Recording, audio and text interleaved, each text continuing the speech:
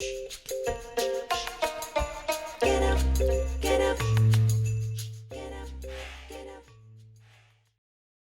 primer Festival contra el Olvido presenta su charla contra la polarización. Con ustedes, Carmen Aristegui.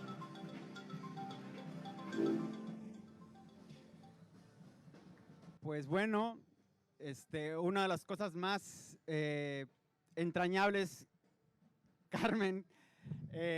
Pues buenas noches, Carmen. Estamos muy agradecidos aquí en Elefante Blanco tenerte en este primer festival contra el olvido.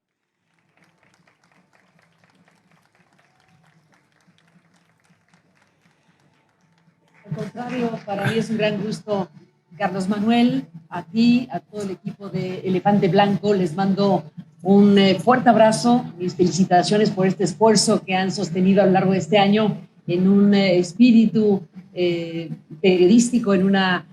convicción de que hay que hacer cosas a favor de la información, de la comunicación, de lo que están haciendo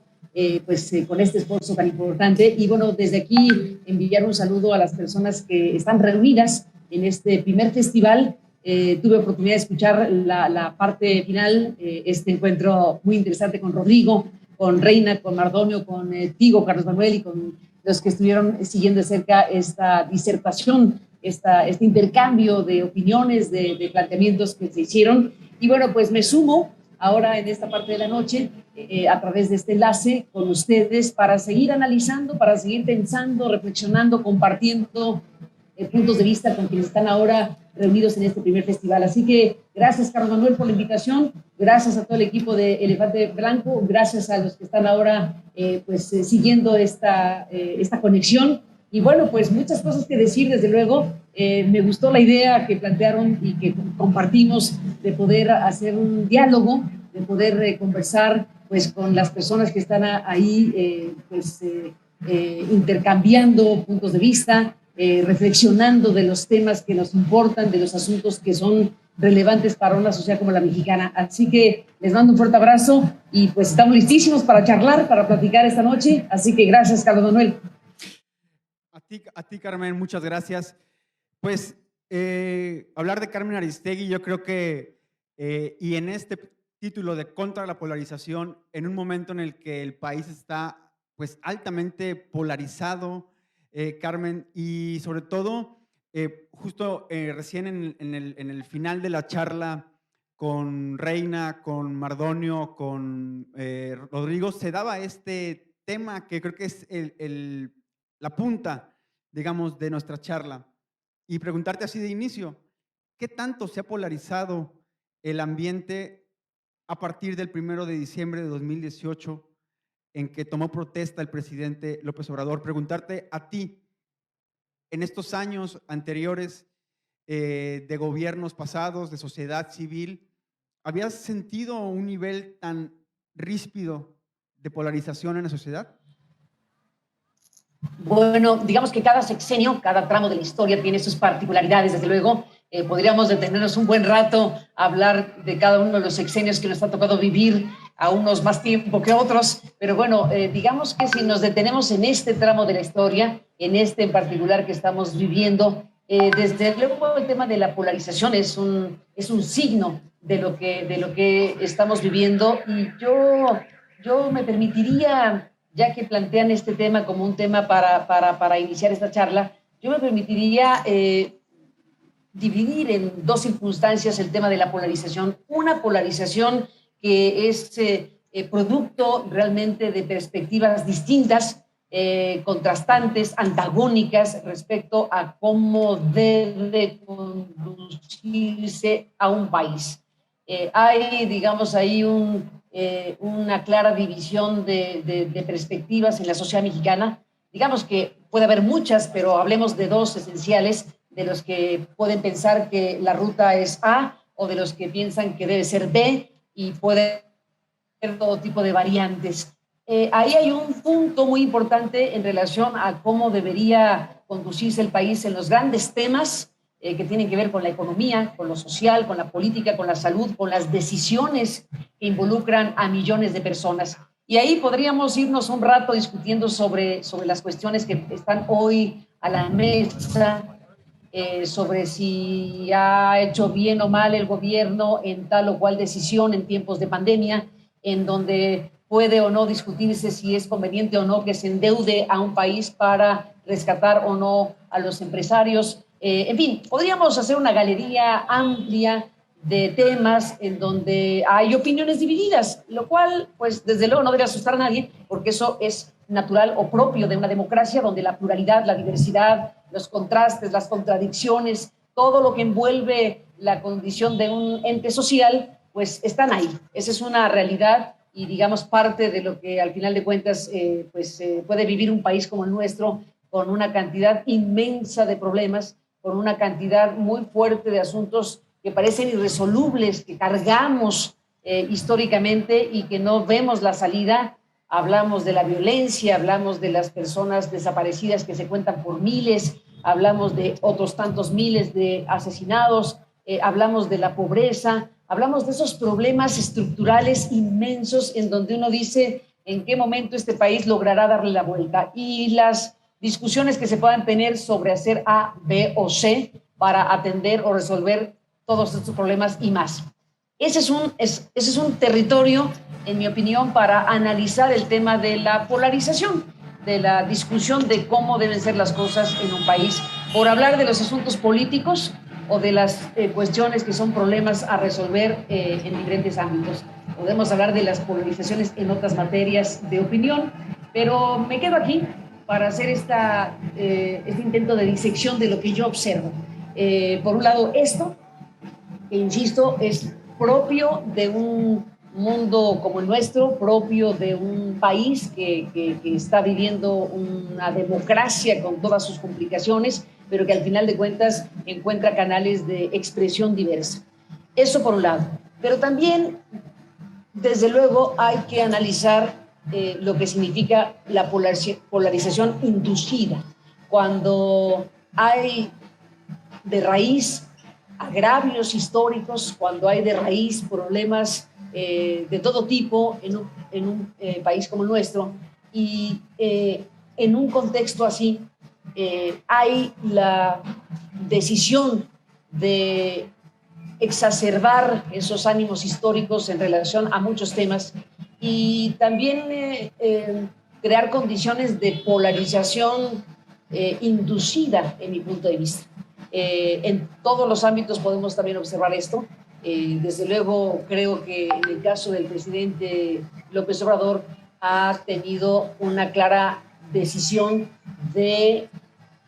dividir mayormente lo que ya de por sí está dividido, de separar entre conservadores y liberales, de hacer cosas binarias, de blancos y negros, de buenos y malos, de periodistas enemigos y de periodistas aliados, etcétera, etcétera, etcétera. Aquí tenemos a un perfil de gobierno que tiene una herramienta de esta naturaleza como una decisión política, en mi opinión, calculada precisamente para que esta circunstancia sea la tónica de todos los días, sea la tónica de un gobierno, sea la tónica en donde un día sí y otro también. Vemos la polarización de siempre, la polarización que describí en la primera parte, y vemos también la intención, la decisión, la actuación de exacerbar precisamente lo que sería la división, el encono, y en ciertos momentos me atrevo a decir la palabra odio y enfrentamiento entre unos y otros. Yo creo que eso es algo que debemos decir en voz alta y que es parte del análisis que se tiene que hacer precisamente del tiempo que nos toca vivir ahora que este primer festival nos invita a conversar, nos invita a reflexionar y pone la palabra polarización por delante. Carmen, justamente hablando de la polarización inducida, esto que lo mencionas, hay un cálculo político, hay un foro que es la mañanera, y hay un mensaje muy claro del presidente de decir, voy a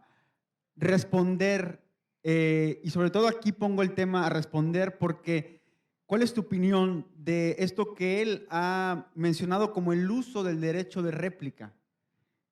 ¿Para ti existe realmente un uso equilibrado del derecho de réplica siendo un presidente respondiéndole a un periodista o a una periodista?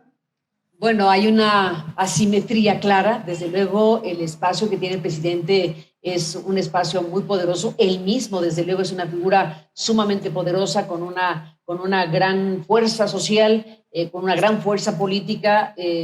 No se puede negar, desde luego, que el presidente pues tiene una historia muy importante de batalla, de lucha, que finalmente consagró al llegar finalmente a la presidencia de la República, y esa trayectoria suya de 30 años por lo menos, pues desde luego lo reviste de una gran legitimidad, lo reviste de un gran poder, de una fuerza inocultable, y además es parte precisamente de lo que finalmente es la decisión mayoritaria de llevarlo a la presidencia de la República. Eso es innegable y es parte fundamental, pues obvio, de su capital político y social. Por eso su palabra, por eso sus expresiones, la forma en que se puede referir a tal o cual cosa, adquiere desde luego una relevancia enorme, y desde luego cualquier voz o situación que se pueda presentar en cualquier otro ámbito, pues viene acompañada de una gran asimetría. Y por eso podríamos discutir al final de cuentas lo que significa que un presidente con estas características, ya de por sí, un presidente per se, pero este presidente con estas características que acabo de mencionar, si está decidido a atacar o agredir a alguien en específico, pues la asimetría al final de cuentas acaba siendo brutal, independientemente de que ese alguien, quien quiera fuera, tenga su propio espacio, su propio micrófono, su propio ámbito de actuación, por más o menos poderoso o influyente que sea. Bueno, al final estamos frente a una asimetría, como digo, bastante notable. Entonces, bueno, podemos discutir muchísimo del asunto y podrán decir algunos que hay asimetría del otro lado porque hay demasiadas voces en contra del presidente, y el presidente, no tanto, pero algunos podrían pensar que como llanero solitario. Entonces, bueno, pues es parte de la discusión. Yo creo que al final de cuentas no se puede pasar como una cosa menor o anecdótica que la principal figura política del país, con este grado de fuerza que acabo de mencionar y de legitimidad y de base social indudable, decida empilar sus baterías en contra de personas con nombre y apellido, de medios en específico, de periodistas, de empresarios, de gente que puede ser lo que ustedes quieran, porque podremos ponernos a discutir el quién es quién y habrá muchas personas que a ustedes les pueden parecer impresentables, etcétera, etcétera, pero no está ahí el debate desde mi punto de vista. En una democracia, al final de cuentas, tenemos que hacer valer las herramientas básicas precisamente de la tolerancia, de el aceptar a los otros, la diversidad, la pluralidad, lo que representa cada quien en términos de sus puntos de vista, de sus intereses, de sus planteamientos o fuerza con la sociedad. Cada espacio, cada individuo, cada situación, bueno, pues tiene derecho a existir al final de cuentas en esta diversidad. Por eso no me parece que sea cualquier cosa que el presidente tome este espacio privilegiado con recursos públicos, porque al final de cuentas es el uso de los recursos públicos, desde el Palacio Nacional, el micrófono, el atril, todo lo que ahí ocurre son recursos públicos que son utilizados precisamente para varias cosas. Ahí ocurren muchas cosas, nos estamos centrando en el tema de la polarización. También podemos decir que es importante que un presidente esté todos los días respondiendo las preguntas que se le formulan. Ese también es un ejercicio importante, sin duda. Pero bueno, nos centramos en la parte que nos centramos, que en este caso es la polarización. Y yo creo que cuando el presidente habla de derecho de réplica, me parece que tiene un poco trastocado el tema de lo que significa el concepto, la noción de la autoridad. En el ABC de las democracias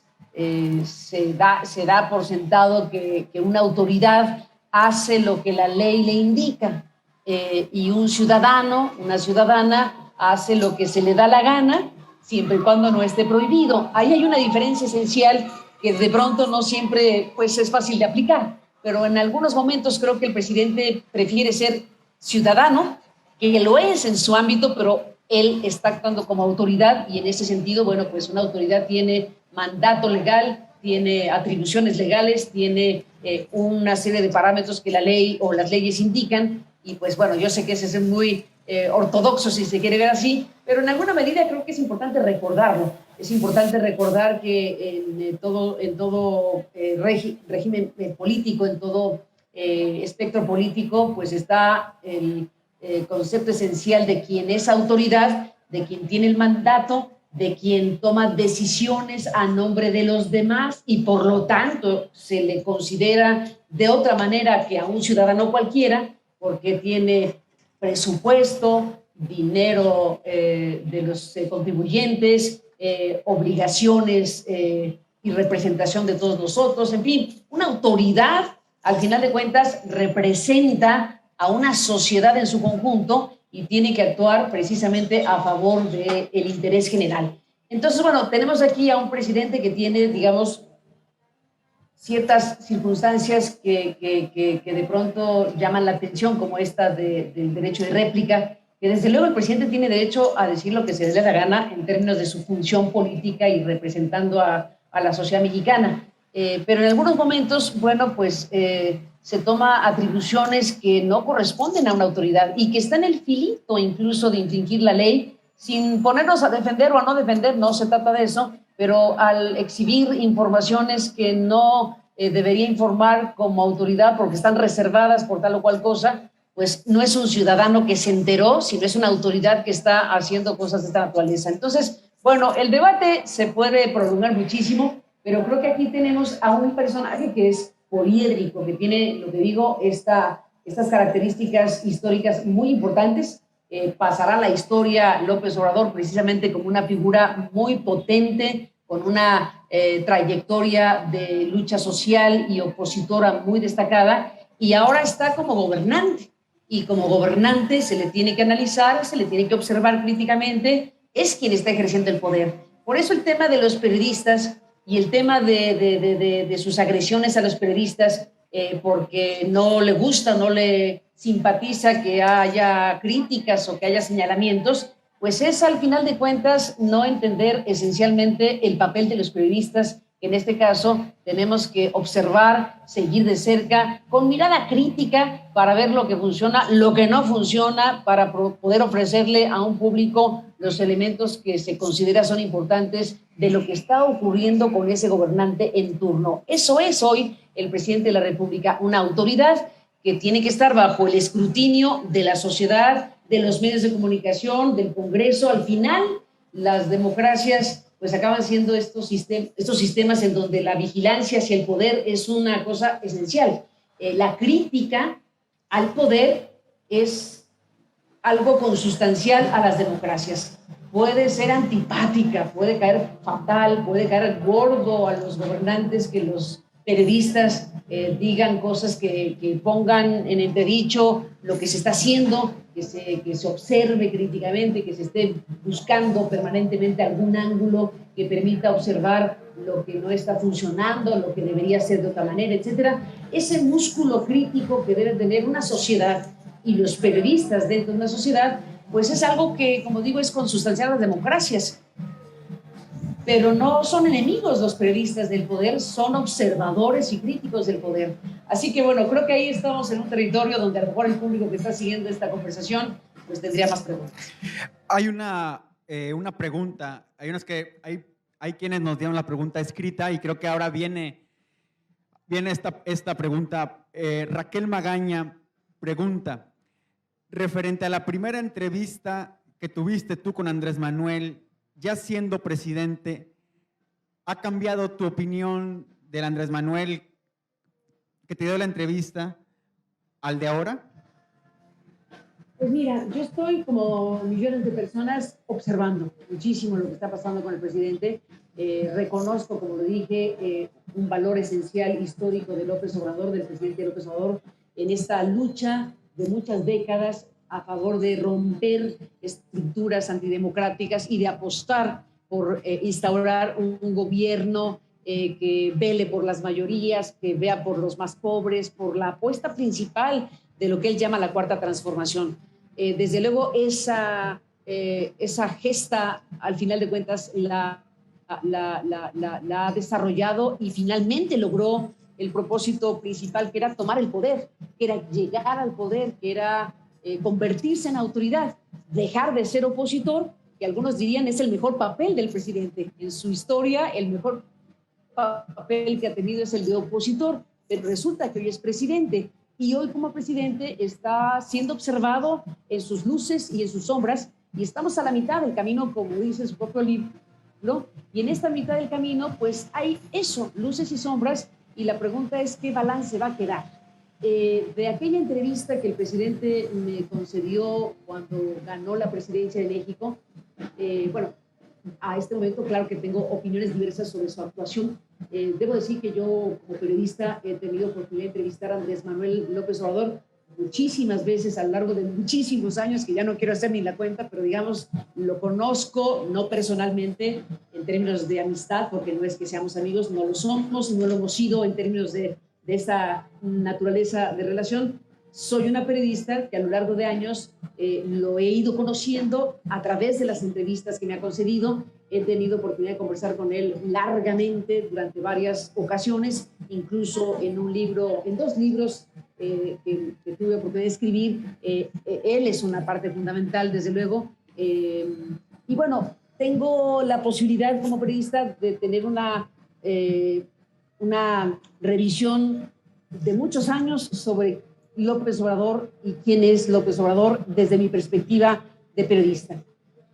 De esa entrevista cuando ganó la presidencia, que por cierto iba a ser una entrevista muy breve, porque pues ya era presidente electo y tenía una cita con su gabinete, estaba esperándolo el que iba a ser su secretario de Hacienda y otras personas, y bueno, iba a ser una entrevista breve de 15, 20 minutos, me hizo favor de pasar a nuestro sitio de internet, en aristeguinoticias.com, como un gesto que yo le aprecio, porque desde luego nosotros veníamos del veto total de Peña Nieto, de una persecución tremenda del sexenio anterior, que nos fue fatal por mis razones, y logramos instalarnos en internet, y yo le aprecio el gesto de que haya dado la entrevista a ese medio en internet y que haya acudido a nuestras instalaciones. Bueno, acabó siendo una entrevista como de 2 horas y pico,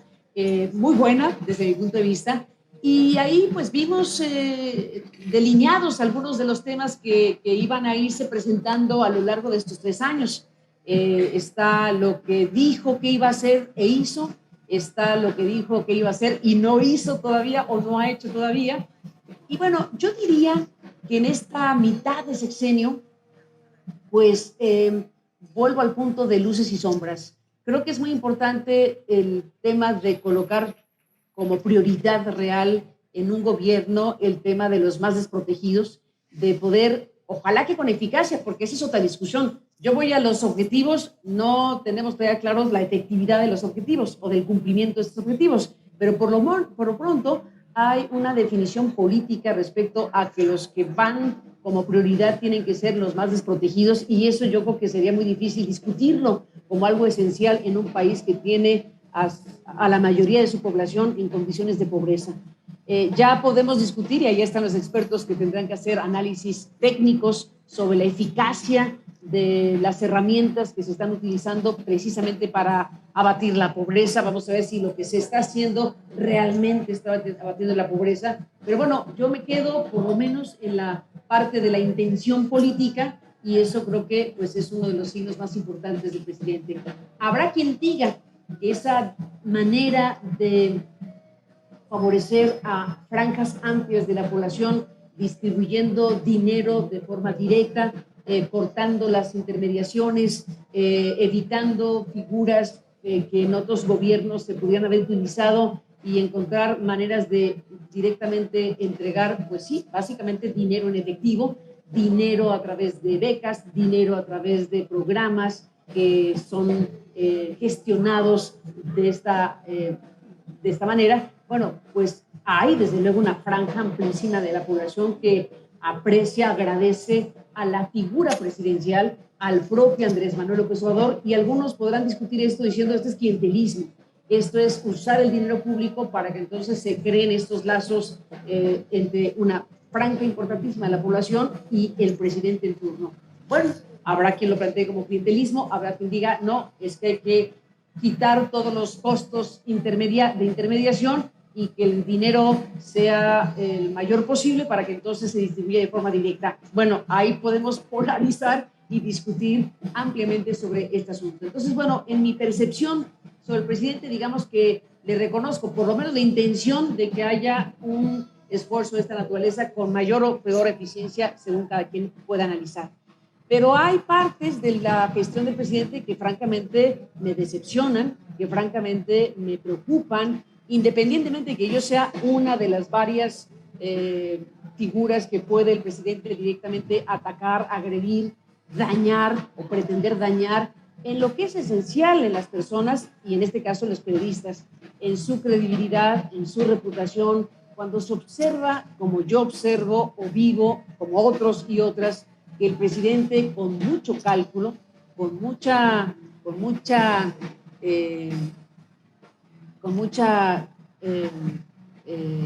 mucho filo, digámoslo así, emite estos pronunciamientos y señala de estas maneras a personas que se dedican al periodismo en este caso, y que esta serie de frases, de descalificaciones, de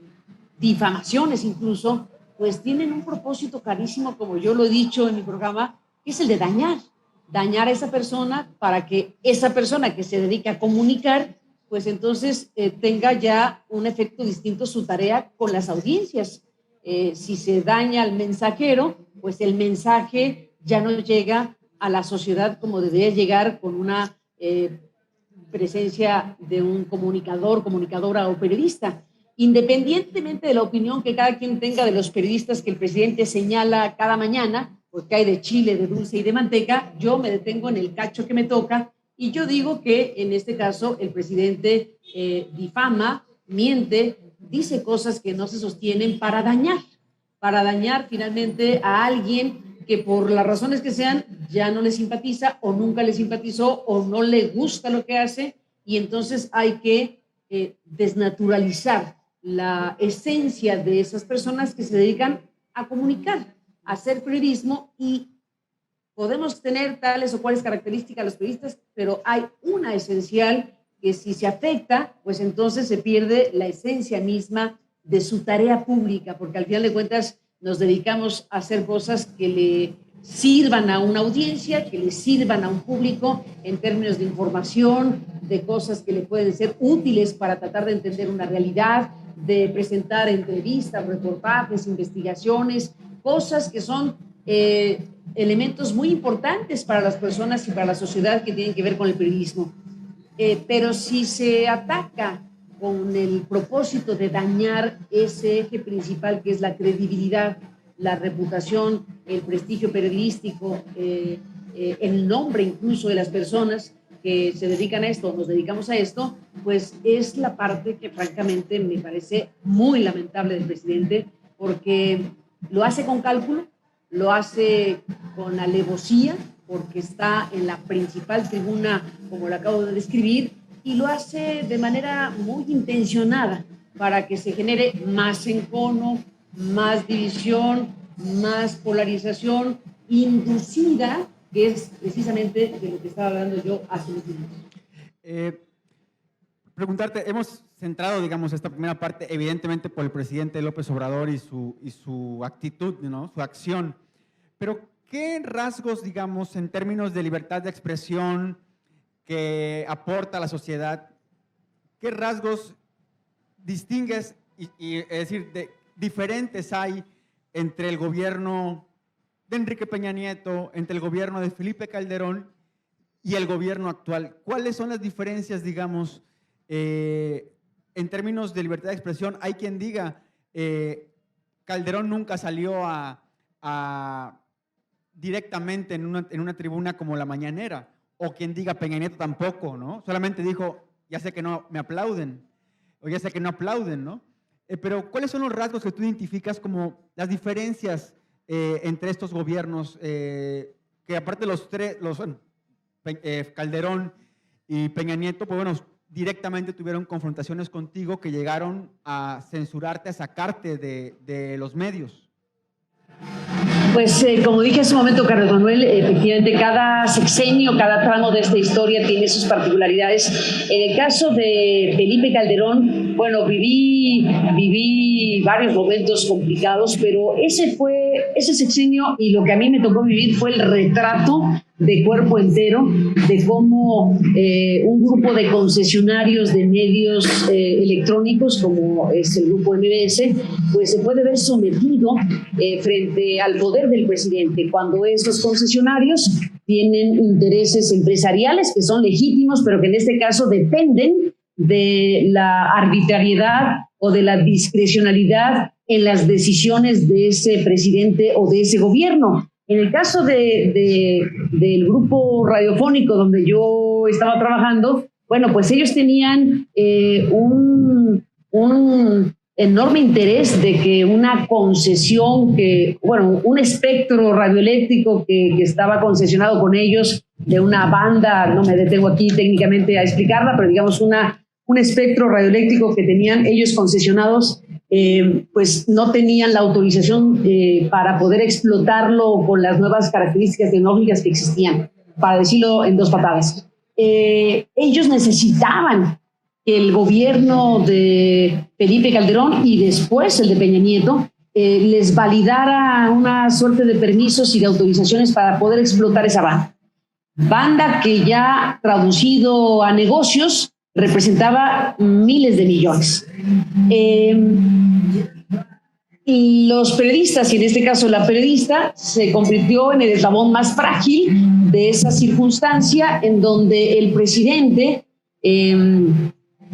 aquel momento pues enfureció por ni siquiera una afirmación mía, sino por una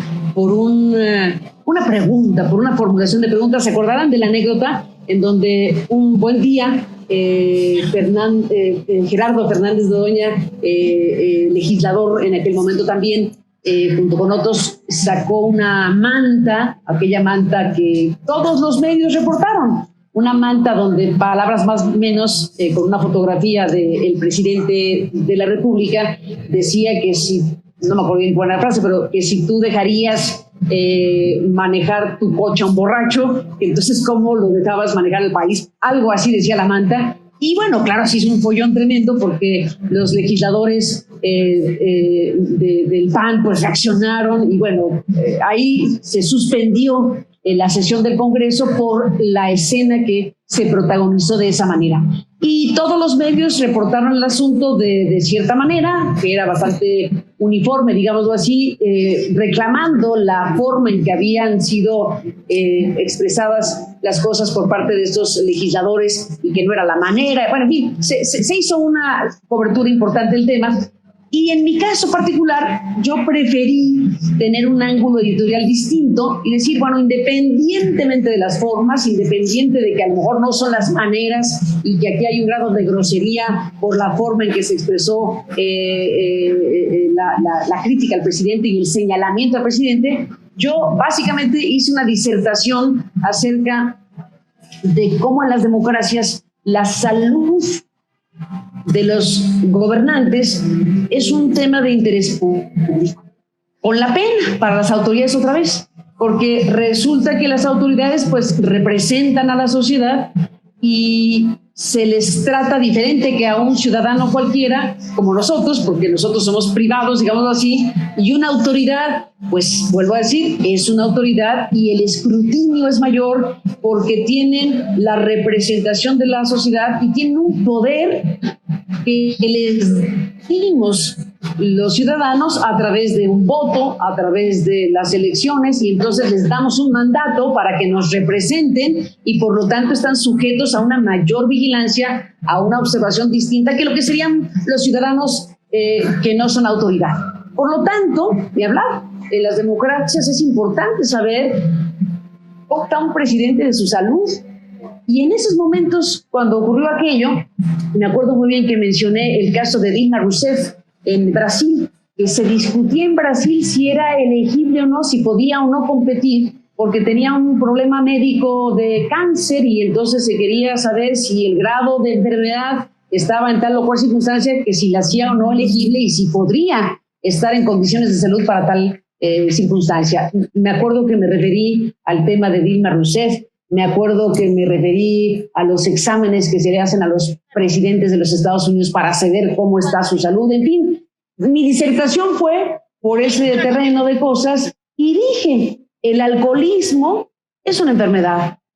y el alcoholismo y las personas que tienen esa enfermedad pueden ser tratadas y hay que ser respetuosos de una circunstancia médica cuando alguien tiene esa situación. Más o menos eso fue lo que dije. Y entonces me pregunté, esto que ponen los legisladores en la manta, nos tendríamos que preguntar si es cierto o no, si tiene o no problemas de alcoholismo el presidente de la República.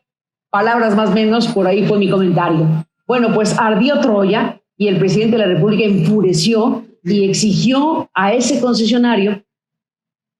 que además estaba sometido a la presión de que necesitaba estar bien con el presidente para que su interés empresarial legítimo en el tema empresarial, pues no se fastidiara por el enojo del presidente contra la periodista. Y entonces el presidente de ahí se tomó y exigió que yo me disculpara al aire por haberlo ofendido de esa manera. Y me pidieron que me disculpara con el presidente en el programa al aire al día siguiente o al lunes siguiente, porque era viernes.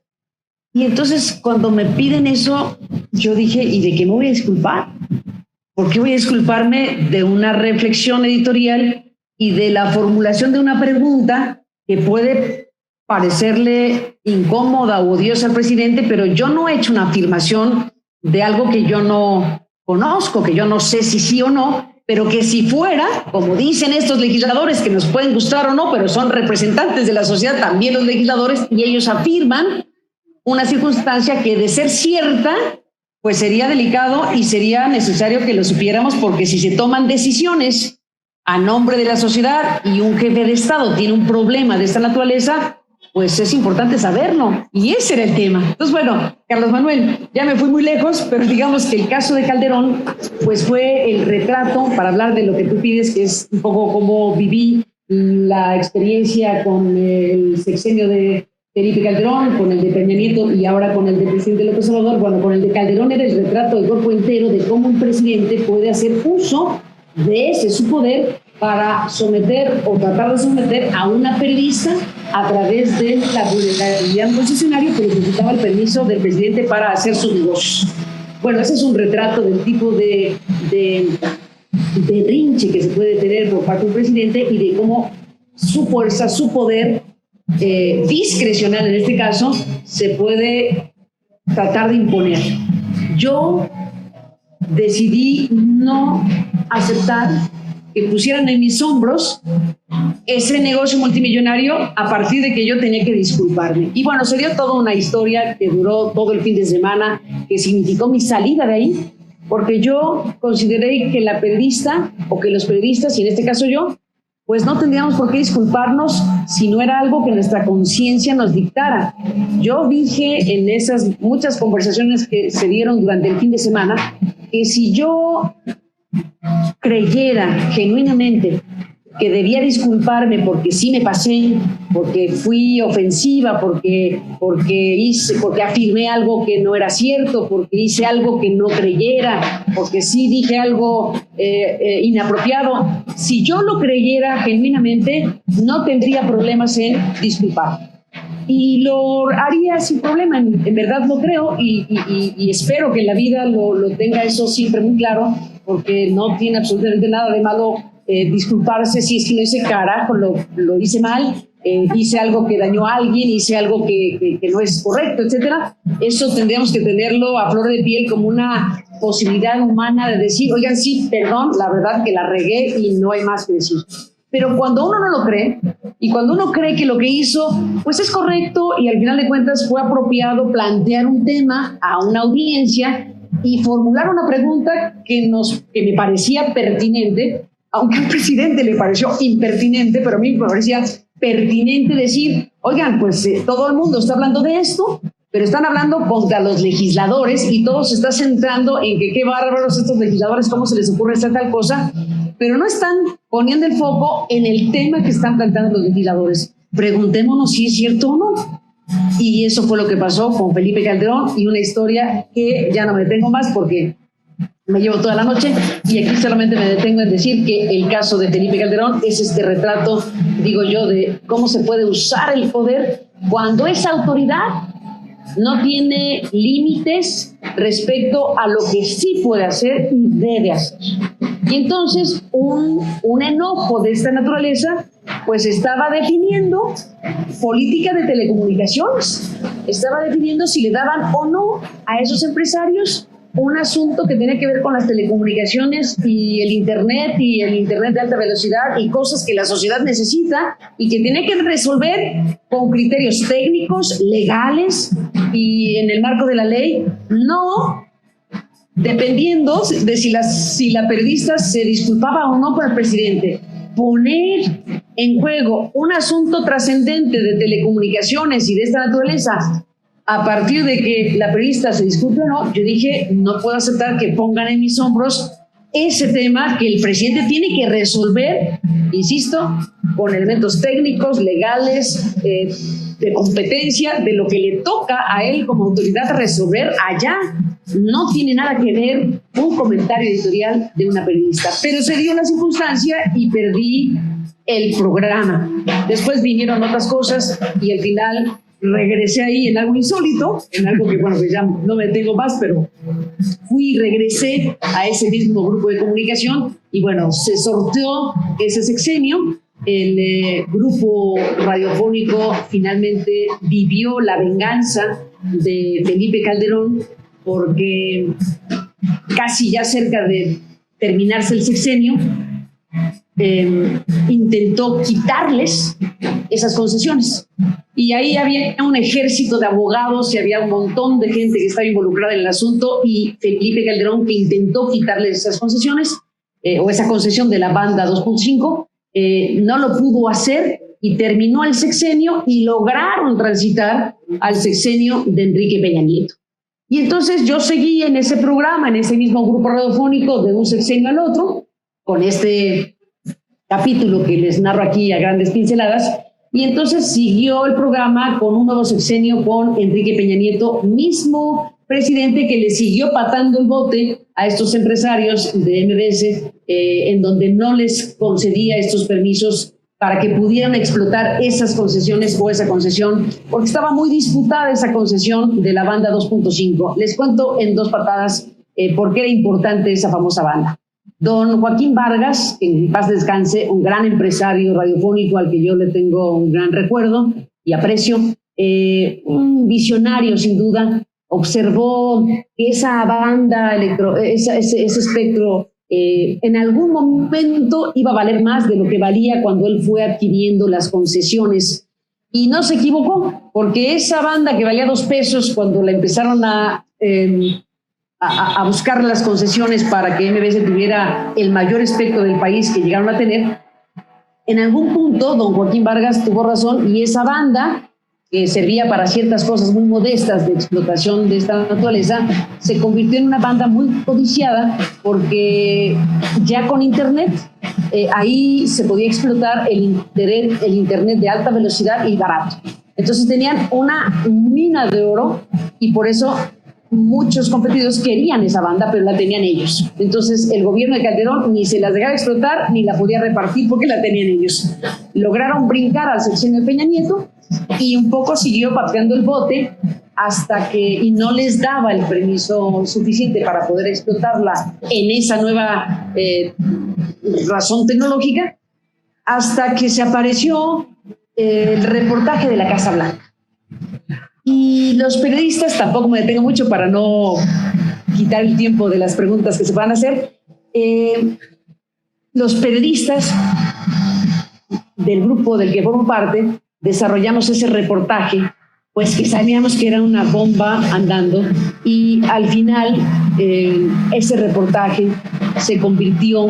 en el punto de quiebre y de ruptura con MBS y acabó tristemente MBS pues un poco entregando la cabeza a los periodistas. Y al final Peña Nieto repartió esa banda, les dio, no todos, sino una parte a MBS, otra se licitó y esa banda finalmente se distribuyó, no al 100% para quienes sostenían originalmente, pero al final de cuentas, de lo perdido lo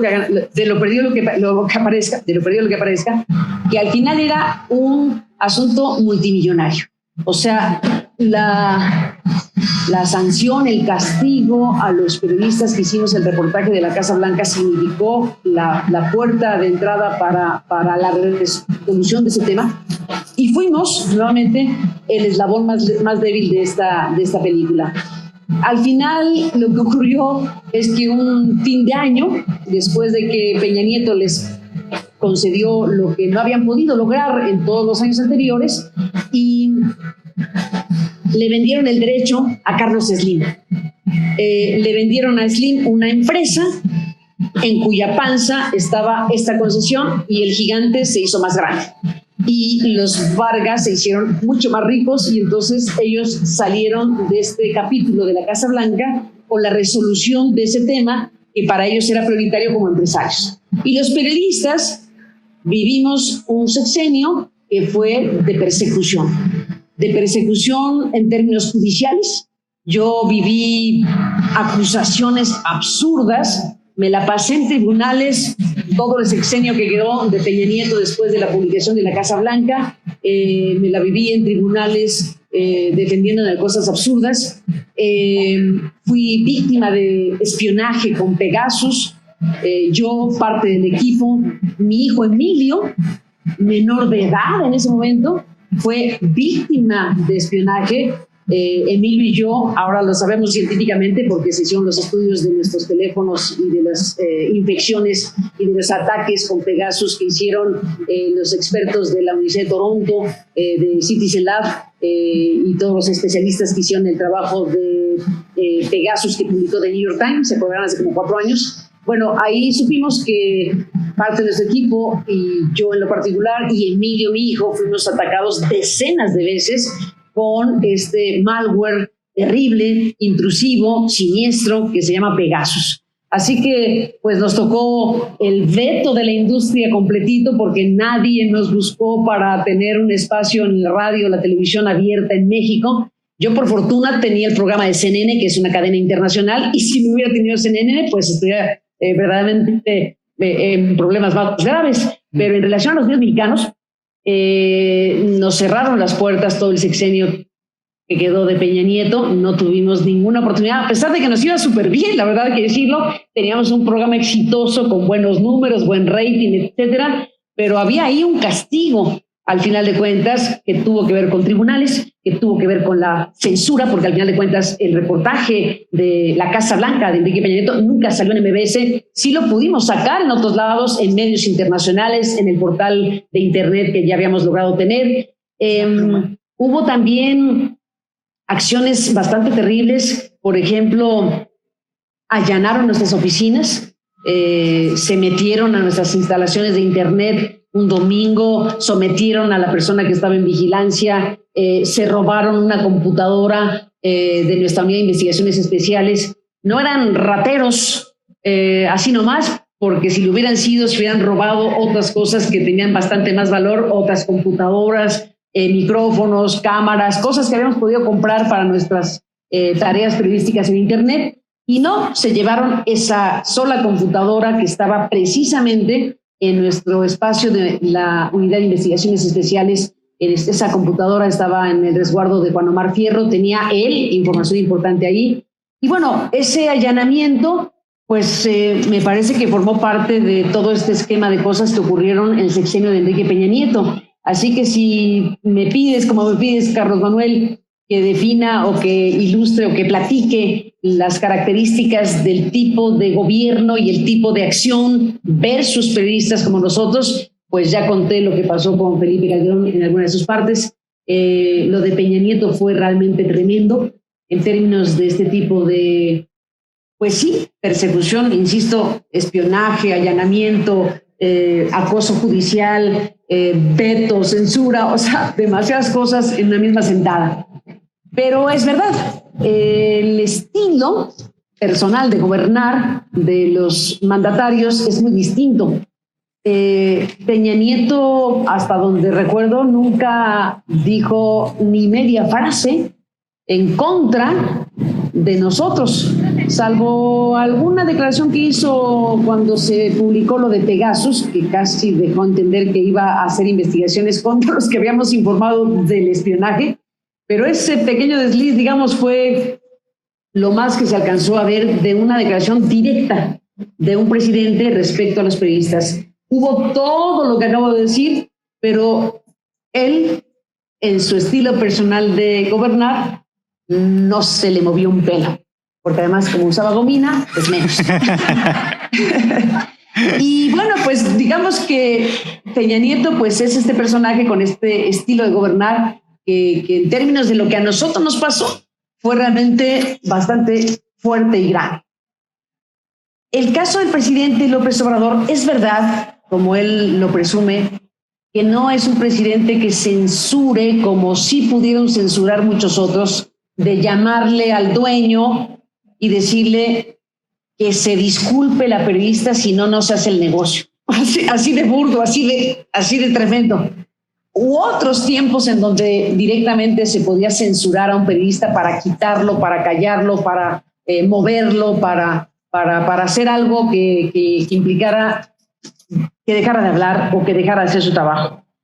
Desde luego, permítanme detener aquí, porque no podíamos seguir hablando ni discutiendo sobre periodistas si no ponemos por delante, por enfrente de todos, el tema de los periodistas asesinados. Nada de lo que acabo de decir se compara, nada absolutamente, con lo que significa quitarle la vida a un periodista. No minimizo muchas otras situaciones que pueden afectar la libre expresión, el trabajo de los periodistas, pero nada, por supuesto, sé que es una obviedad, pero permítanme subrayarla, que se compare con lo que significa eliminar físicamente a un periodista. Y este país tiene una lista demasiado grande y demasiado impune de asesinatos en el país. Tenemos decenas de miles de personas que han perdido la vida, dentro de las cuales están periodistas. La connotación de matar a un periodista tiene implicaciones diversas, no porque sea más o menos importante, sino por sus características. Cuando se asesina un periodista, se asesina el derecho a saber de la sociedad, se asesina la posibilidad de una sociedad para estar informada o mejor informada, se cercena una parte de lo que significa el estar enterados, el saber de las cosas. Es un tipo de violencia que desde luego afecta a la persona que pierde la vida, obvio, afecta a su familia, afecta a su entorno, a sus amigos, pero afecta a la sociedad de una manera muy importante porque es dañar, mermar o eliminar de tajo la posibilidad de estar informados. Y eso es una afectación directísima a la noción democrática, a la condición, a lo que es consustancial a una democracia y a una sociedad, que es estar informados, saber qué pasa, saber qué sucede, tener elementos para enterarnos de lo que ocurre con los demás y con nosotros mismos. Entonces, bueno, déjenme hacer este alto en el camino para decir que nada de lo que podamos hablar de personas que estamos vivas se compara con lo que significa quitarle la vida a un periodista. Cierro esta parte, que no es un paréntesis, sino un énfasis, para decir que en el caso del presidente López Obrador, él presume, y es verdad, que no llama o que no manda a alguien para decirle a un dueño de medio, oye, quita a este periodista, hasta donde sabemos. Él presume que no sucede. Pero eso no significa que lo que él hace no afecte a la libertad de expresión. En mi opinión, sí la afecta, porque lo que genera su agresividad, su decisión de dañar la credibilidad, a la reputación de medios y de periodistas, pues inhibe a muchos a decir cosas que de otra manera podrían estar diciendo. Yo solo les diría, si periodistas o personas que se dedican a la comunicación observan y ven que el presidente se le va a la yugular a alguien y le dice deshonesto, mentiroso, corrupto, etcétera, etcétera, etcétera, y puede haber de chile dulce manteca, como digo, y habrá percepciones u opiniones de cada quien. Eso ya es parte de la discusión, pero si el presidente con nombre y apellido es capaz, como lo hace todos los días, con un cálculo, insisto, una decisión política de enconar, de dividir, de enfrentar y de desacreditar a la prensa, a los periodistas y a los mensajeros, pues muchos periodistas, mensajeros dirán, mejor me callo de este tema porque el presidente me va a subir a la palestra. O voy a salir un miércoles en el quienes tienen las mentiras. Eso, desde luego, causa pues un fenómeno que es bastante eficaz para los poderes que están tratando de que se callen los periodistas, que es la autocensura. Las personas que prefieren mejor ni meterse, porque entonces esto mejor no me convierto en uno más de los que están allá arriba. Eso no es favorecer la libre expresión. Eso no es respetar la posibilidad de que se abra con todo vigor un debate público, una discusión abierta de profesionales de los medios, porque existe esta condición que está presente todos los días en las conferencias matutinas del presidente López Obrador. Pues justo como varias ideas, ¿no? Justo el tema de las diferentes formas de gobernar y censurar o no censurar o de actuar, creo que es parte de ver y de distinguir la polarización, ¿no? Creo que justo las formas de gobernar, y lo hablo también por muchos o muchas comentarán, también en los estados, cada gobernador, cada gobernadora tiene su forma, ¿no? Y son ecosistemas periodísticos tan pequeños a veces, o alcaldes, o comisarios ejidales, no sé, yéndonos a lo más pequeño, que es importante mencionar esto para distinguir que no es lo mismo una cosa que otra, ¿no? Creo que ahí es importante. Paso a una pregunta, justamente que creo que es relevante. Silvia Mejía pregunta, ¿continúa habiendo desigualdad de las mujeres en el periodismo? Y la hago justo porque pienso que eres, Carmen, la única de esa lista que el presidente saca cuando quiere y tiene ganas, la única mujer. Y Silvia pregunta eso, ¿continúa habiendo desigualdad de las mujeres en el periodismo? ¿Qué hay que hacer y qué propones? Bueno, no creo que sea la única mujer. Sí sigue habiendo inequidades, un fenómeno que está extendido todavía lamentablemente en todo el mundo, en todos los ámbitos y también el periodismo, pero digo, no es que sea mal de muchos, consuelo de tontos dicen algunos, pero sí ha mencionado a otras colegas, por ejemplo, se ha referido a Azucena Uresti. Azucena Uresti, sí. Que bueno, incluso hasta confundió un poco el apellido y nos mezcló los apellidos Urestegui o algo así dijo, pero bueno, en algún momento se refirió a la colega Azucena Uresti. Esta mañana o ayer, ya no me acuerdo, mencionó a Dolly Esteves, la colega corresponsal en Washington, menciona frecuentemente a Denise Dresser. Se me pierde alguna otra, pero digamos, bueno, en este punto el presidente, digamos, que tiene en su mira a estas que acabo de mencionar. A lo mejor se me va alguna, pero digamos que más allá de a quién menciona o a quién no menciona el presidente o cuántas veces menciona a una o a otros está este tema que también menciona sobre espacios para las mujeres. Bueno, sí, desde luego las mujeres hemos logrado abrir brecha a nivel histórico, pero tenemos un problema muy grave todavía en términos de inequidad, en términos de condiciones y de acceso a espacios de decisión, a espacios de opinión, a espacios de conducción en términos mediáticos y en general es parte precisamente de este fenómeno que no logramos como humanidad todavía resolver. Pero bueno, hablando de esta parte en específico, pues de los nombres que me acuerdo están estos que menciono. ¿Y qué crees que, digamos, el gremio, el gremio en general, y creo que, bueno, en particular, creo que pregunta Silvia, de las mujeres, ¿qué crees que se pudiera hacer? ¿Qué propuesta debería haber en, digamos, en grupo? Tal vez Silvia está por aquí, no sé si lo pudiera clarificar. No sé si le pueden pasar un micrófono, por favor, a Silvia.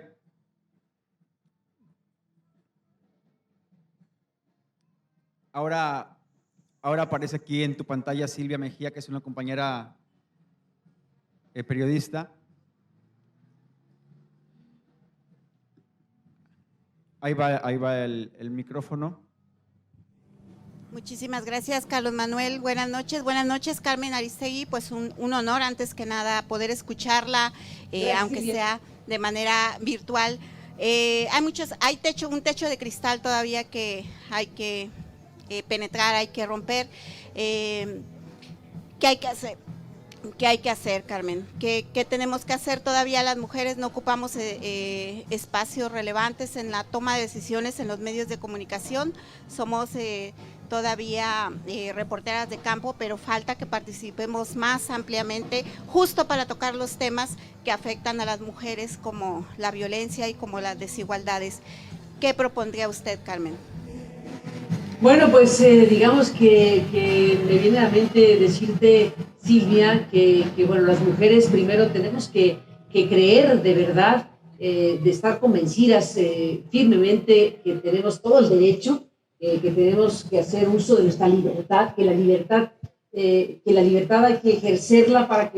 que sucedan las cosas. Entiendo que hay espacios bastante complicados para poder desarrollar nuestras tareas en todos los ámbitos, y es verdad que tenemos, por hablar de nuestra tarea periodística y seguramente en muchos otros ámbitos, nos cuesta el doble, el triple, el cuádruple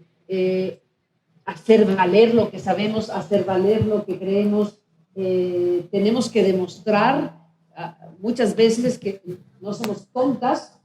O sea, en muchas ocasiones hay que demostrar lo que en la condición de los hombres no tenían que demostrar porque se da por sentado. Todavía hay muchas taras sociales de esta naturaleza. Y bueno, desde luego la convicción nuestra de si se quiere hacer algo, hay que batallar, hay que hacer lo necesario para ocupar un lugar, para hacer una tarea, para desempeñarnos en donde queremos, para hacer valer nuestra voz, para hacer valer nuestro talento, nuestra inteligencia, nuestra decisión de incidir, nuestra decisión de participar y de formar parte de un espacio en la sociedad, en la familia, en los medios, en todos los ámbitos de una vida en sociedad. Y acaba pues siendo, digamos, esto que tiene que ver con las condiciones que pueden ser adversas y la decisión de romper esas barreras. Me cuesta trabajo decirte cómo, porque al final de cuentas no es que sea una fórmula universal, sino que hay que encontrar cada quien en su espacio la manera de ir rompiendo precisamente estos techos de cristal, ir rompiendo estos esquemas, ir haciendo valer nuestra fuerza, nuestra decisión. Y por eso es tan estimulante cuando vemos de unos años para acá, cada Día Internacional, esas mareas de mujeres, esas mareas de personas que están rompiendo los esquemas, y en lugares, por ejemplo, como Chile, que se convierte realmente en una fuerza transformadora, lo que originalmente vino de una manifestación feminista, y ahora están discutiendo una constitución. Entonces, bueno, de que se puede, de que se vale, de que hay que hacerlo, y pues es una batalla que está dándose permanentemente y que acaba siendo algo muy fuerte cuando se expresa de manera masiva y de manera individual y de manera colectiva y en todos los ámbitos, y acaba siendo una lucha civilizatoria, una lucha de transformación muy importante que está en curso, y en lo individual y en lo colectivo pues hay que dar esa batalla. Perfecto, pues un aplauso por esta pregunta a la compañera Silvia. Y van ahora sí un montón de preguntas. Un montón. Eliud Raga pregunta si a los periodistas de YouTube se les puede denominar chayoteros de la 4T. Pues yo no generalizaría jamás para nada, ya sea que sea la televisión, la radio, la prensa o YouTube. En mi opinión, en la prensa, en la radio, en televisión, en el cine, en el teatro, en cada cosa hay de todo. Hay de todo y sería injusto, inapropiado y absurdo generalizar. Y en el hay de todo, hay gente muy valiosa en YouTube, hay gente que ha encontrado ahí un espacio de comunicación muy importante y en el tamaño que sea, cada quien puede tener su audiencia, grande, pequeña, lo que sea, y hay gente verdaderamente haciendo muy, muy valioso trabajo. Así como digo esto, hay quien está haciendo absoluta basura. Hay quien está intoxicando seriamente a quienes consumen ciertos programas de YouTube que están financiados, ve tú a saber por quién. Yo no lo dije, pero tú lo sugeriste. Y ahí hay demasiada basura, demasiada calumnia, demasiada difamación, muchas fake news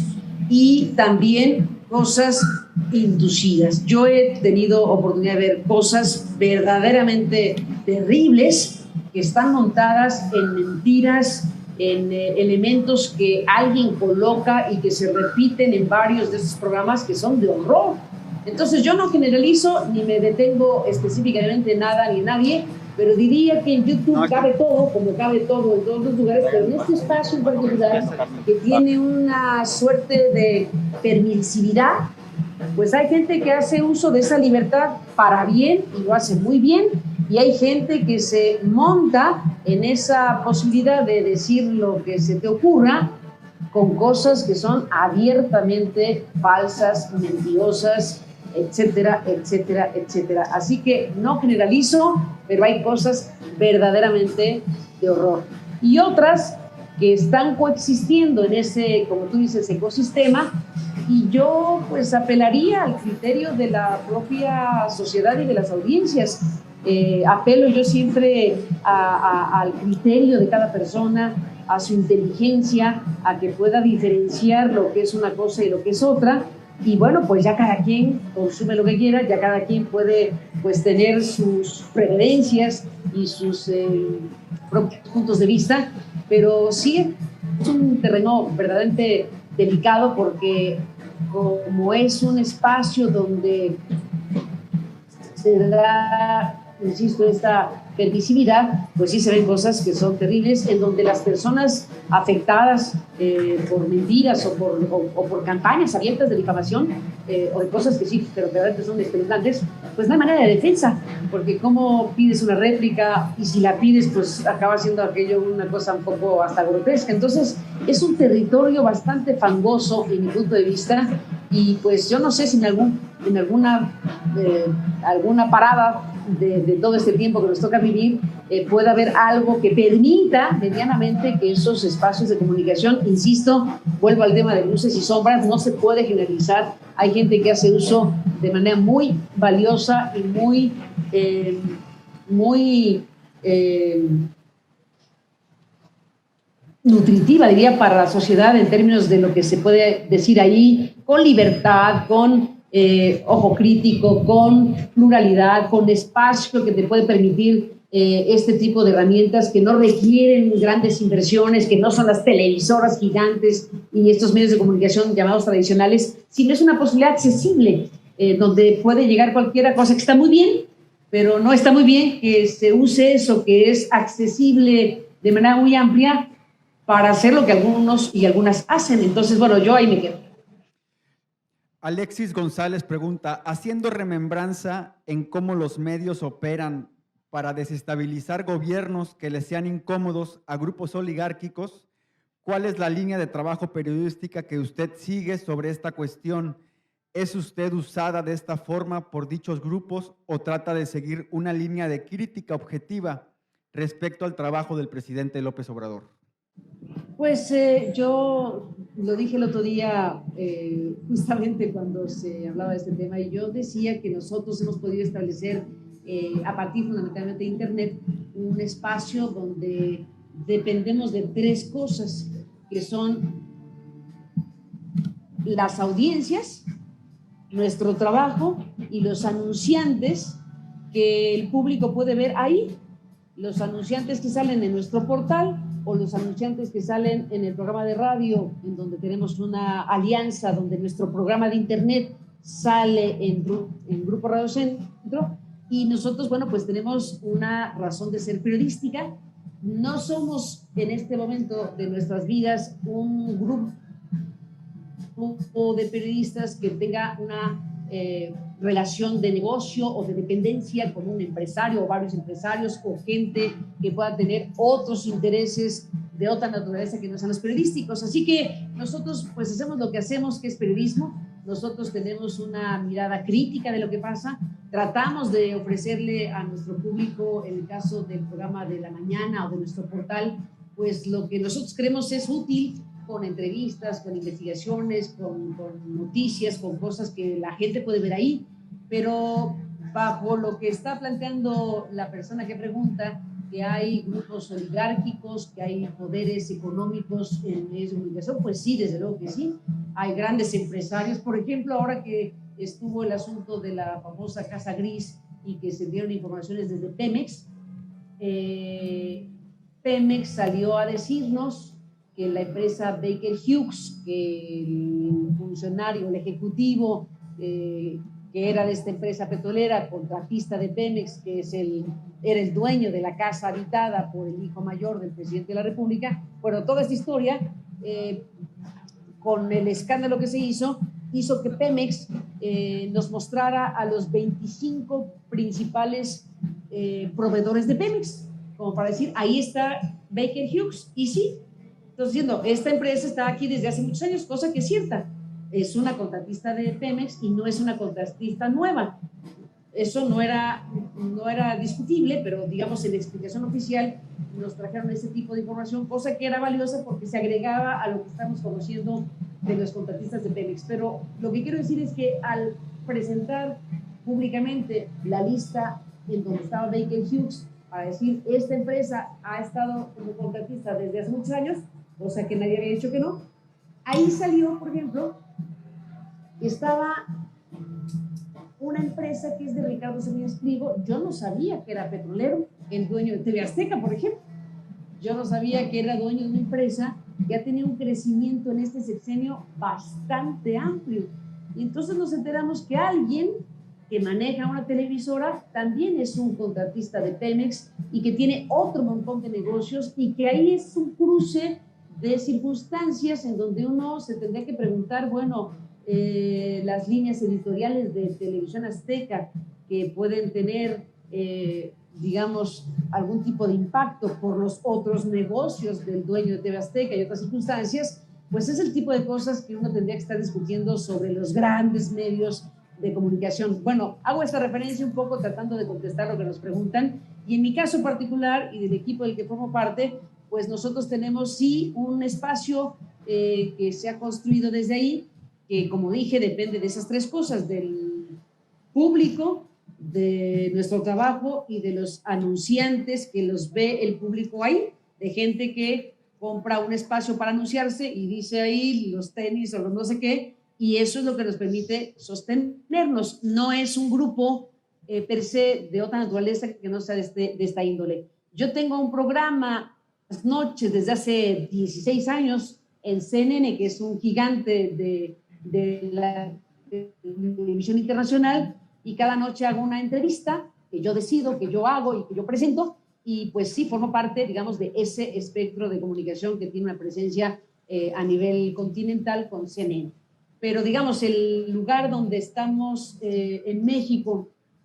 haciendo periodismo, pues en este momento está relacionado con este grupo que logró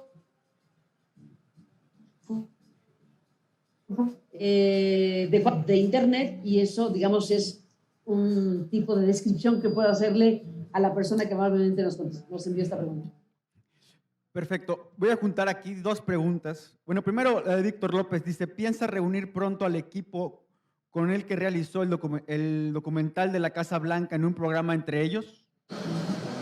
Bueno, hemos estado juntos en algunas ocasiones cuando se ha hablado por alguna razón de la Casa Blanca, pero bueno, lo que ocurrió con la salida del espacio que teníamos en MBS, bueno, pues desde luego pudimos seguir algunos en el internet, pero pues algunos otros recibieron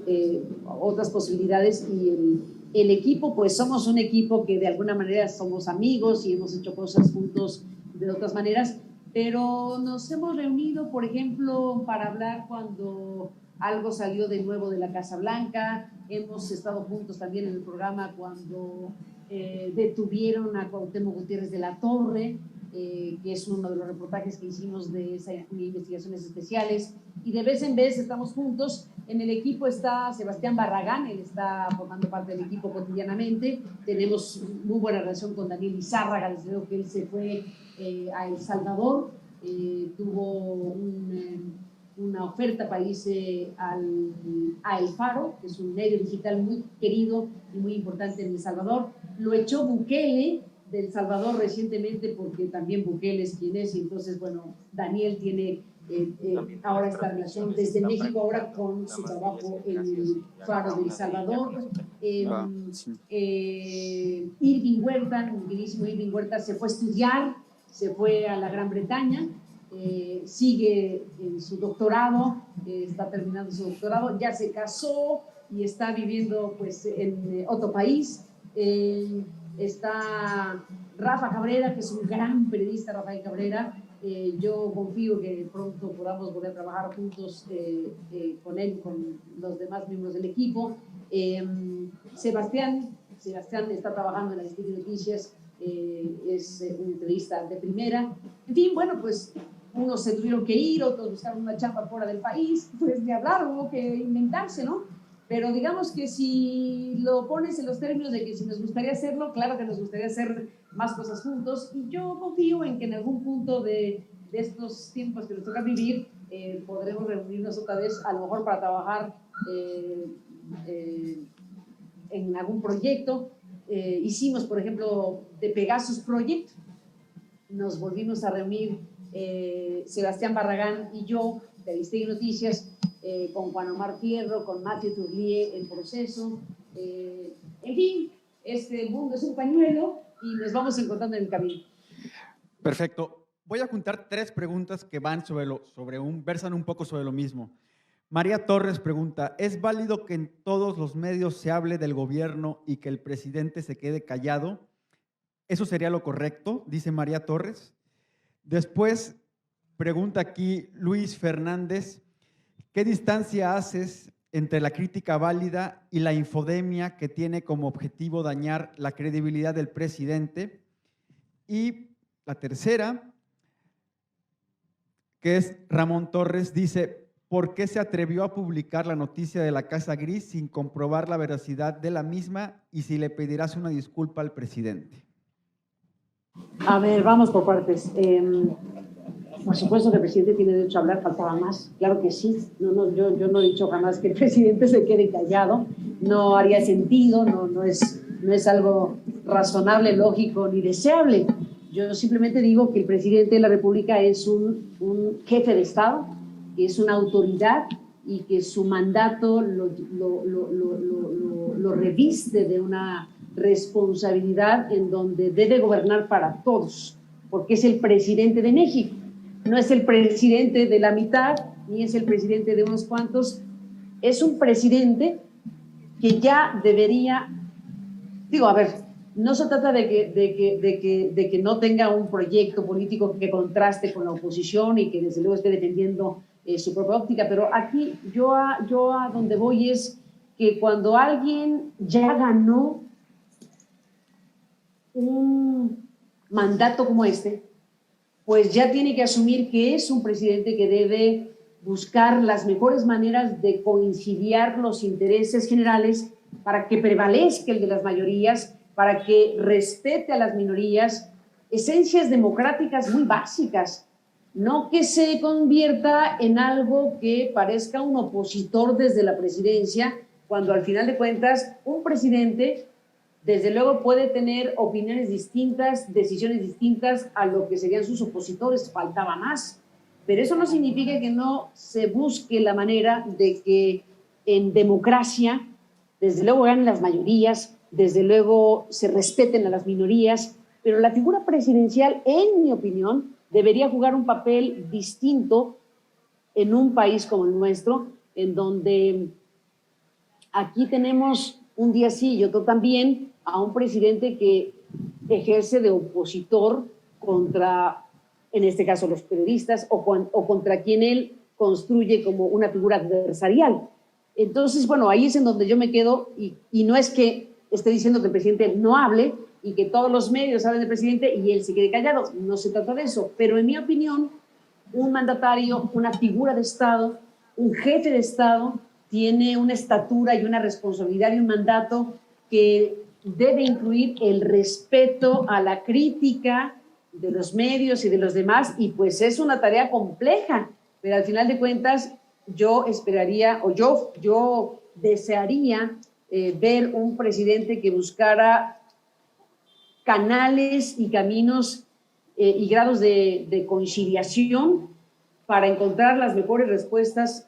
de los muchos problemas que tenemos. A lo mejor soy ilusa, a lo mejor soy ingenua, pero yo esperaría una postura de esa naturaleza para construir las respuestas que este país requiere. Esa es mi opinión. Luego viene acá el asunto de las críticas válidas o de las críticas o infodemia. Pues sí, hay su diferencia, desde luego que sí. Yo defiendo el ejercicio crítico, que significa observar, pues eso, no se requiere mucha explicación, observar con un ojo agudo un fenómeno de poder o a un gobernante o a una decisión. Y la crítica es esencial. La crítica permite a la sociedad tener un músculo, una mirada aguda, una cosa que permite y las que están mal.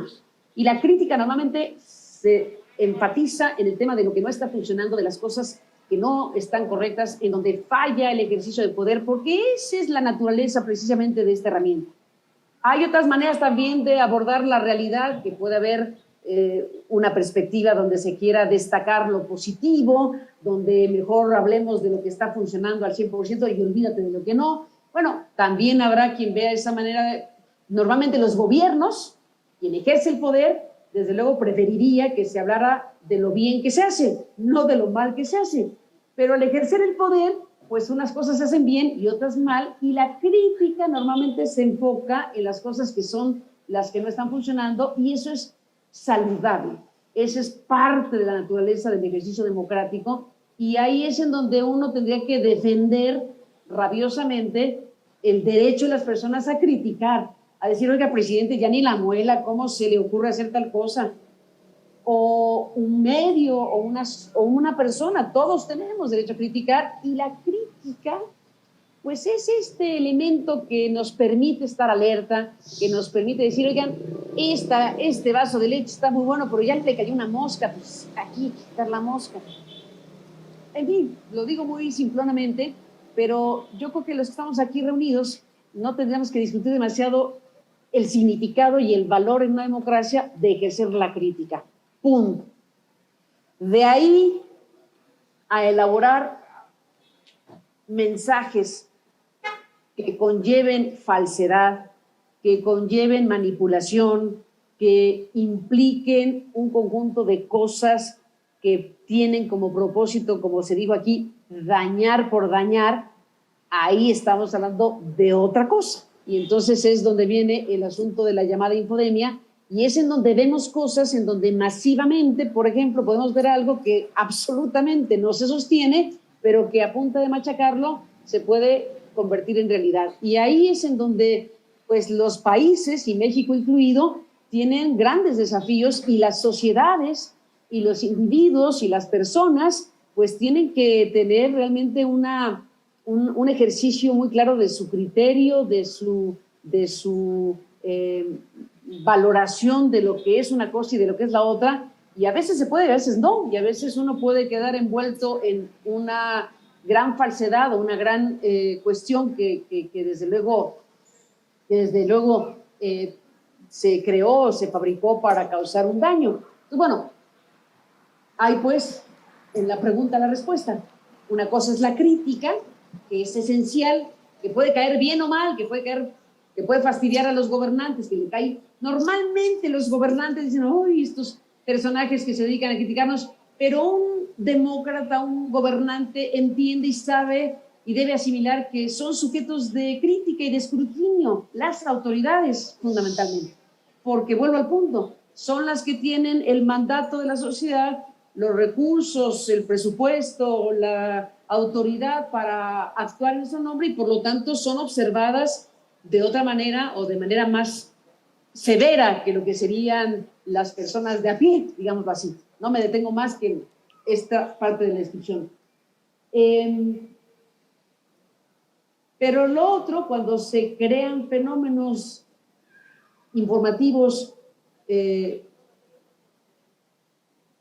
con la intención de dañar con cosas falsas, pues entonces estamos hablando de la llamada infodemia. Que si me voy a disculpar o no del tema de haber publicado La Casa Gris, no tengo en mi conciencia algo que me obligue a hacerlo. Vuelvo al punto en donde platiqué el caso de Felipe Calderón y de si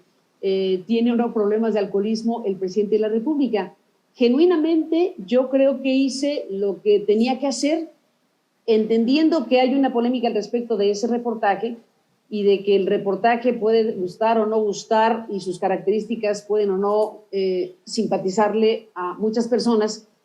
pero en mi opinión, y es mi opinión, y pueden estar de acuerdo o no con ella, ese reportaje es un reportaje que hicieron 3 periodistas que en mi opinión son periodistas muy serios, son periodistas que han estado en diferentes medios de comunicación. Ya el presidente se encargó de escracharlos, especialmente a Raúl Olmos, pero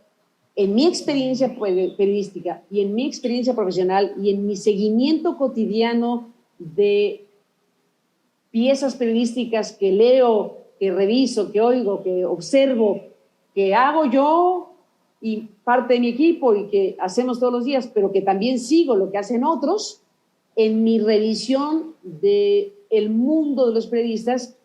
estos 3 periodistas son periodistas serios. Particularmente Raúl Olmos es un periodista que ha hecho una gran cantidad de investigaciones, ahora está en Mexicanos contra la Corrupción y ese es un tema que hemos discutido también porque aquí tenemos a periodistas de trayectoria, de trabajo profesional muy importante como el de Raúl, que deciden aceptar participar de un espacio que ya podemos discutir si tiene o no propósitos políticos el que lo fundó. Pero hay una mezcla bastante curiosa y singular de un espectro que promovió Claudio X González y que convocó a periodistas muy profesionales que pudieron tener ahí un espacio y los recursos para hacer investigaciones de largo aliento. Es una combinación complicada. Yo lo entiendo, lo sé y lo he dicho cuando trato de analizar esta circunstancia. Sobre el reportaje en específico, que lo hicieron estos 3 colegas periodistas en ese espacio de comunicación, ninguno de los datos que está en ese reportaje ha sido desmentido. Los datos que están ahí, en mi opinión, son suficientes para ser publicados y para que esa publicación permita más investigaciones para corroborar si efectivamente pudo o no haber ahí un conflicto de interés, una circunstancia inapropiada, y volvemos al punto de una máxima observación a quienes ejercen el poder. Que el hijo del presidente no es gobernante, es verdad, pero también en las democracias existe este concepto, que está hasta en las leyes, que es el concepto de personas políticamente expuestas, que normalmente son los familiares, el entorno más cercano de un gobernante en México y en cualquier parte. Vean ustedes las leyes y ahí aparece este concepto de personas políticamente expuestas, que son personas que por su cercanía con quien sí ejerce el poder, pues acaban siendo observadas también de otra manera. En este caso, ¿qué se tenía? Se tenía la información de la ocupación de una casa con estas características que choca con el discurso del presidente respecto a la austeridad que pretende que practiquemos los ciudadanos, porque el presidente de la República, dentro de las características que tiene, es que no solo ha decidido tener la austeridad republicana en su gobierno, que ya la podemos discutir y la dejamos a un lado. ¿Está bien o mal que el presidente aplique la austeridad republicana en todo lo que ha hecho? Bueno, dejémoslo ahí y ya cada quien tiene su opinión. Pero el presidente se da el permiso de decirnos a todos, a ustedes, a mí, a todos, porque es un mensaje para la sociedad, de que deberíamos conformarnos con lo que tenemos, así sea poco, y si usted tiene ese par de zapatos, ¿para qué quiere más? Y ese mensaje moral que se permite el presidente, que no le toca como autoridad, porque ningún código en la Constitución, en ningún lado dice que el presidente tiene que moralizar, pero el presidente moraliza. Y entonces aquí hay un punto, periodísticamente hablando, que yo considero pertinente mostrar. El presidente pretende que la sociedad asuma su perspectiva de la vida y que diga, confórmate con lo que tienes.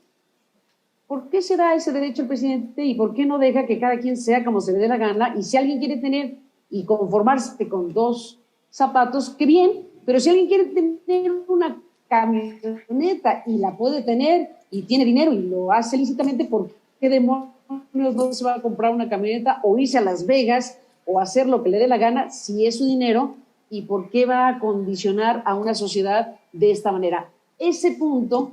de su propio discurso público respecto a lo que él le dice a la sociedad cómo debe ser su vida, pues chocaba con la vida de su propio llamada como que tiene derecho a su hijo a misma, en donde se mostraba una contradicción respecto a un mensaje político del presidente y algo que él se permite para la sociedad en sus mensajes. Ahí había un elemento que, en mi opinión,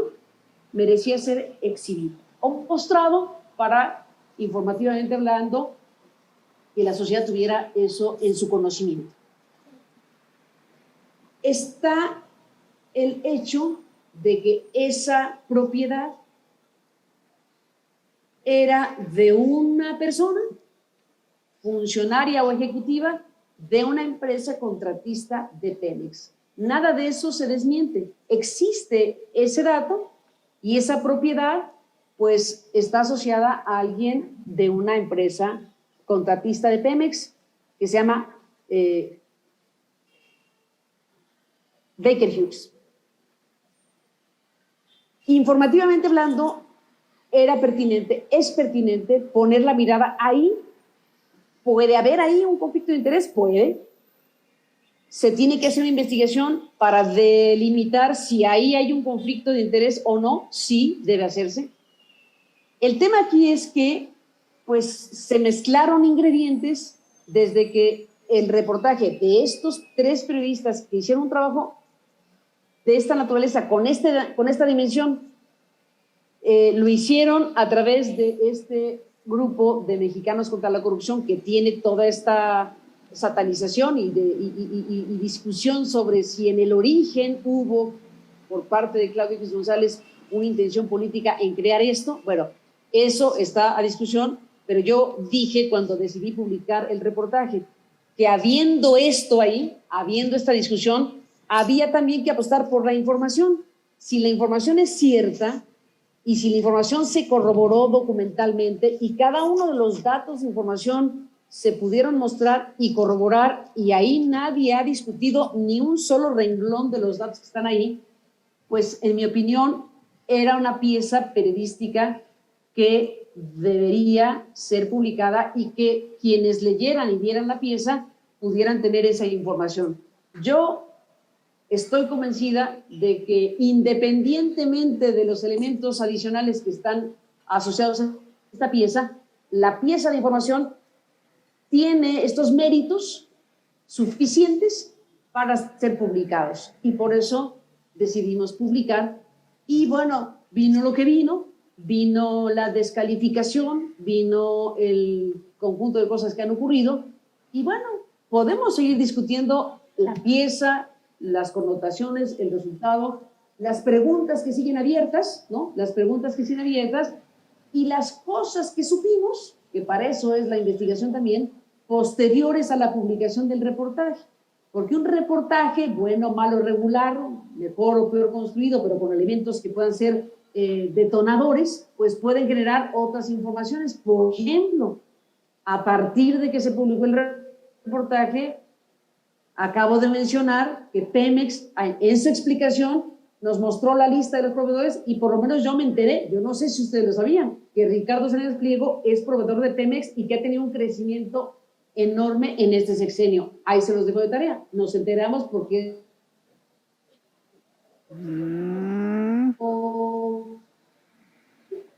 que trabaja en una empresa que es propiedad de los hijos de un empresario que tiene amplios intereses en México y que está relacionado de una u otra manera con el Tren Maya y las cosas que se saben ahora de un personaje como Daniel Chávez. Es importante saber que el hijo del presidente tiene un trabajo asociado con alguien que tiene una relación en México de negocios, que hay varias informaciones que se expusieron públicamente. En fin, no me detengo aquí también porque hay un montón de cosas que tienen que ver con que si se compró internet de al lado, que si la planta de acá, etc. Ahí hay un tema que también merece seguir siendo informado y preguntarnos, y tenemos derecho a ello, si hay algún tipo de conflicto de interés o de situación entre quien ejerce el poder y lo que podría ser un tema de esta naturaleza. Entonces, bueno, yo estoy, digamos, entendiendo que el asunto tiene muchas aristas, pero en lo básico, yo sostengo que en mi valoración editorial y periodística, ese reportaje, por lo que acabo de decir, y algunas otras cosas, merecía ser publicado y que la sociedad mexicana pudiera conocer de la existencia de esa casa relacionada con ese ejecutivo de esa empresa petrolera ocupada por el hijo mayor del presidente de la República. Ese sería mi comentario. Pues Carmen, agradecerte mucho y sobre todo tomar, creo que para el cierre de esta charla, algo que dijiste, ¿no? Es importante que quien quiera envenenar a la sociedad, quien quiera poner una gota de veneno para que la polarización se exacerbe todavía más, más en este año aquí en Tamaulipas que tenemos elecciones y donde la violencia, digamos que no tiene que venir de la polarización, ya hay violencia en la calle por el tema de la delincuencia y bueno, pues si se escala a nivel político en discursos, en actitudes de los políticos, pues se llega a un tope, digamos, ya que es